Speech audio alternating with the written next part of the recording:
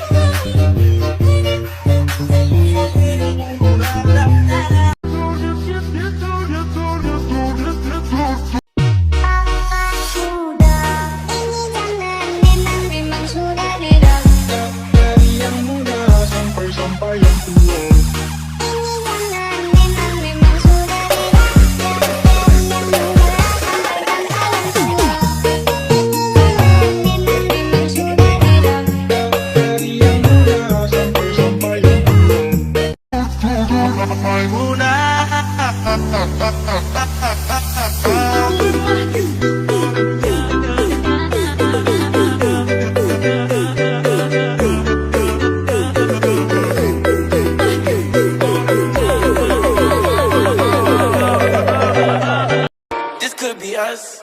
So back to what I was saying. Could be us.